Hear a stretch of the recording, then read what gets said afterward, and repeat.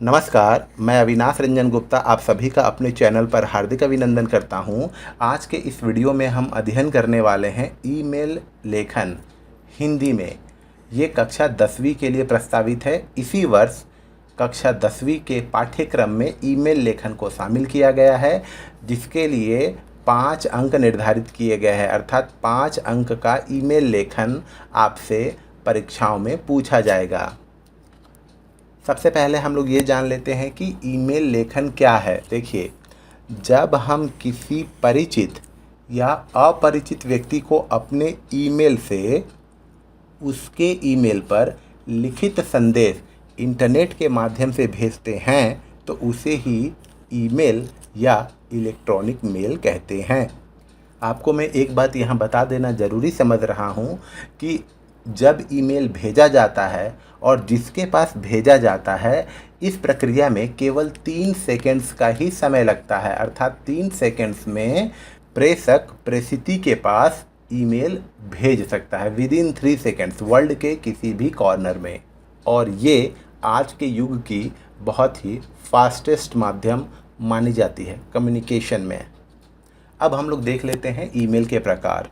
Normally email के मुख्यतः 2 प्रकार होते हैं। पहला होता है आधिकारिक या औपचारिक ईमेल, जिसे हम लोग अंग्रेजी में ऑफिशियल या फॉर्मल ईमेल कहते हैं। दूसरा होता है व्यक्तिगत या अनौपचारिक ईमेल, जिसे हम लोग पर्सनल या इनफॉर्मल ईमेल कहते हैं। परीक्षाओं में ऐसे ही पूछे जाएंगे आपसे सवाल कि एक आधिकारिक ईमेल लिखिए या औपचारिक ईमेल लिखिए, या व्यक्तिगत ईमेल लिखिए या अनौपचारिक ईमेल लिखिए। ऐसे ही आपसे सवाल पूछे जाएंगे और इसमें शब्द संख्या होगी 100 से 120 शब्दों के अंदर ही आपको ईमेल लिखना होता है।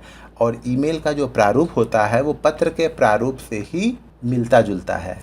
अब देखिए, जब आप किसी को ईमेल भेजेंगे तो जो इंटरफेस होगा या जो आपको दृश्य दिखेगा वो कुछ इस तरीके का होता है, जिसमें एक टू अर्थात जिसको आप ईमेल भेजना चाहते हैं उसका ईमेल एड्रेस आपको यहाँ टाइप कर देना है। उसके बाद सब्जेक्ट, जिसे हम लोग विषय कहते हैं, आप सब्जेक्ट में अपने ईमेल का विषय यहाँ टाइप करेंगे। आप अंग्रेजी और हिंदी दोनों में टाइप कर सकते हैं, लेकिन आपको यहाँ हिंदी में ही टाइप करना है। यहाँ पर आपको अपना कंटेंट टाइप करना है, अर्थात आप जो ईमेल लिखना चाहते हैं आप यहाँ टाइप करेंगे और उसके बाद सेंड पर क्लिक करके उसे भेज देंगे। यहाँ 2 ऑप्शन ऑलरेडी अवेलेबल है, एक है कार्बन कॉपी, दूसरा है ब्लाइंड कार्बन कॉपी, जो कुछ इस तरीके से दिखता है। कार्बन कॉपी में भी आप अगर चाहें तो किसी का ईमेल एड्रेस लिख सकते हैं और उसकी एक प्रतिलिपि, अर्थात आप जिसे ईमेल भेज रहे हैं उसके साथ साथ कार्बन कॉपी में जिसका ईमेल एड्रेस आपने मेंशन किया है उसके पास भी पहुंच जाएगा। और दूसरा है blind carbon copy. Blind carbon copy कहने का मतलब हुआ वो भी एक कार्बन कॉपी की तरह ही है, उसके पास भी ये ईमेल पहुंच जाएगा। यहाँ आपके लिए एक बात जानने वाली यह है कि अगर आप चाहें तो 2 में ही 2, 4, 5 ईमेल आईडी कॉमा लगा कर आप लिख सकते हैं, लेकिन ये चारों लोगों को पता चल जाएगा, जितने लोगों को आपने 2 में ईमेल आईडी लिखकर भेजा उन सभी को पता चल जाएगा कि ये ईमेल हम सबको भेजा गया है। लेकिन जब आप कार्बन कॉपी में लिखते हैं तो यहाँ के ईमेल आईडी वाले को पता नहीं चलेगा कि इसकी एक कॉपी किसी और दूसरे को भी भेजी गई है। अब हम लोग आ जाते हैं आधिकारिक या औपचारिक ईमेल के उदाहरण पर। देखिए, एक सवाल कुछ इस तरीके से आपके परीक्षाओं में आएगा। आपने ई-कॉमर्शियल वेबसाइट से एक माइक्रोस्कोप मंगवाया था जो ख़राब निकल गया और वापसी की समय सीमा भी समाप्त हो गई है। अर्थात जो रिटर्निंग पॉलिसी होती है, 15 दिनों का जो रिटर्न बैक होता है, उसकी समय सीमा भी समाप्त हो गई है। इस संदर्भ में वेबसाइट के मैनेजर को लगभग 100 से 120 शब्दों के अंदर एक ईमेल लिखिए। तो आप इसे कैसे लिखेंगे? देखिए, इंटरफेस तो आपको कुछ इसी तरीके का दिखेगा। सबसे पहले आप इस 2 में उस वेबसाइट के मैनेजर का ईमेल आईडी लिखेंगे। जैसे यहाँ लिखा गया है ऑनलाइन शॉपिंग help@gmail.com। आपको यहाँ ईमेल आईडी लिख देना है। उसके बाद आप सब्जेक्ट लिखेंगे। सब्जेक्ट आप हिंदी में ही लिखेंगे। खरीदे गए उत्पाद के संदर्भ में, उत्पाद कहने का मतलब हुआ प्रोडक्ट, आपने जो प्रोडक्ट ख़रीदा है उसके रेफरेंस में आप ये मेल कर रहे हैं। उसके बाद आप दिनांक ज़रूर मेंशन कीजिए। ये दिनांक है 28/4/2022। महोदय, महोदया, क्योंकि वो जो मैनेजर है वो पुरुष है या स्त्री आपको पता नहीं, इसीलिए आप महोदय और महोदया दोनों मेंशन करेंगे। और उसके बाद आप अपने ईमेल का मुख्य अवतरण या मुख्य बातें यहाँ मेंशन करेंगे। जैसे, मुझे अति दुख के साथ आपको यह सूचित करना पड़ रहा है कि मैंने आपकी प्रतिष्ठित ई कॉमर्शियल वेबसाइट www.onlineshopping.com से दिनांक 17/4/2022 को 10,620 रुपये का भुगतान करके एक माइक्रोस्कोप मंगवाया था। इस उत्पाद में 10 दिनों तक वापसी की सुविधा मौजूद थी, अर्थात 10 दिनों तक आप इस प्रोडक्ट को रिटर्न कर सकते थे। पर ये उत्पाद प्राप्त करने के अगले ही दिन, अर्थात जिस दिन आपने ये प्रोडक्ट रिसीव किया उसके अगले ही दिन मुझे किसी आवश्यक घरेलू काम की वजह से, घरेलू काम अर्थात डोमेस्टिक वर्क की वजह से शहर से बाहर जाना पड़ा। अर्थात जिस दिन उसने वो पैकेट रिसीव किया उसी दिन किसी डोमेस्टिक अर्जेंसी की वजह से उसे आउट ऑफ स्टेशन जाना पड़ा। कुछ दिनों के बाद जब मैं वापस आया और इस उत्पाद को प्रयोग में लाने की कोशिश की तो वह खराब निकला। अब 10 दिनों की वापसी का समय भी समाप्त हो गया है। ठीक है, मतलब वो जो रिटर्निंग का जो टाइम पीरियड था वो भी ओवर हो चुका है। ऐसे में मैं एक ग्राहक के रूप में आपसे निवेदन करता हूं कि कृपया मेरे सामान की वापसी या मरम्मत के संदर्भ में यथासंभव मेरी मदद करें। धन्यवाद।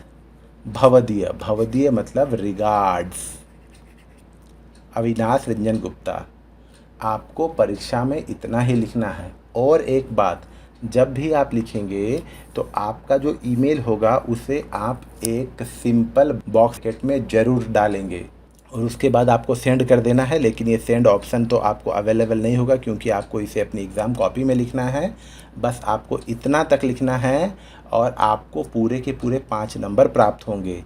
ये है आपका आधिकारिक या औपचारिक ईमेल लेखन का एक उदाहरण। अब हम लोग आ जाते हैं व्यक्तिगत या अनौपचारिक ईमेल के उदाहरण पर। देखिए, आप एक शिक्षक हैं, आपकी एक मेधावी छात्रा जिसका नाम है आभा कुमारी IAS बन गई है। उसे शुभकामनाएं देते हुए लगभग 100 से 120 शब्दों के अंदर एक ईमेल लिखिए। इसके कहने का मतलब हुआ कि आपने एक छात्रा को पढ़ाया है जिसका नाम है आभा कुमारी और वो आज के डेट में एक IAS ऑफिसर बन गई है। आपको इस बात की जानकारी प्राप्त हुई, आपके पास उसका ईमेल ID था और अब आप उसे एक शुभकामनाओं सहित ईमेल प्रेषित कीजिए। तो कुछ इस तरीके से लिखेंगे। ऐसा ही फॉर्मेट रहेगा।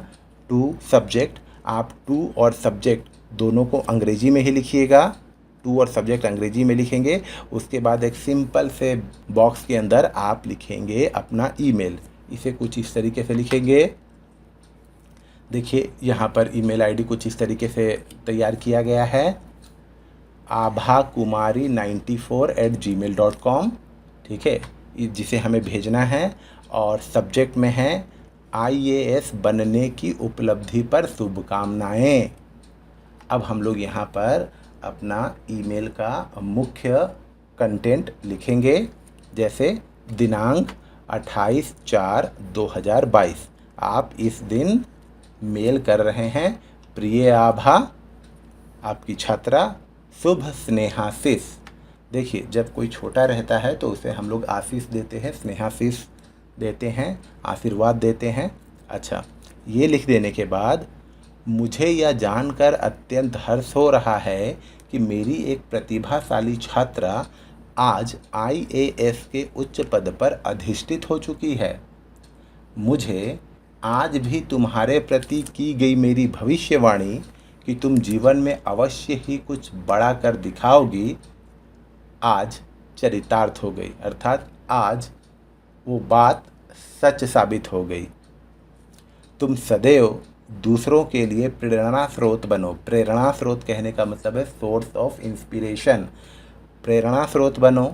इतिहास में तुम्हारा नाम स्वर्णाक्षरों में लिखा जाए, गोल्डन लेटर्स में लिखा जाए। ईश्वर की तुम पर सदा कृपा बनी रहे। इन्हीं शुभकामनाओं के साथ एक निवेदन यह भी कि समय निकालकर अपने विद्यालय का भ्रमण एक बार जरूर करें। धन्यवाद। तुम्हारा शिक्षक अविनाश रंजन गुप्ता। आपको इस तरीके से ईमेल लिखना है और आपको 5 में से पूरे 5 अंक ही प्राप्त होंगे। उम्मीद करता हूँ आपको मेरा ये वीडियो ज़रूर अच्छा लगा होगा। हम लोग पुनः मिलेंगे किसी अगले वीडियो में। तब तक के लिए धन्यवाद।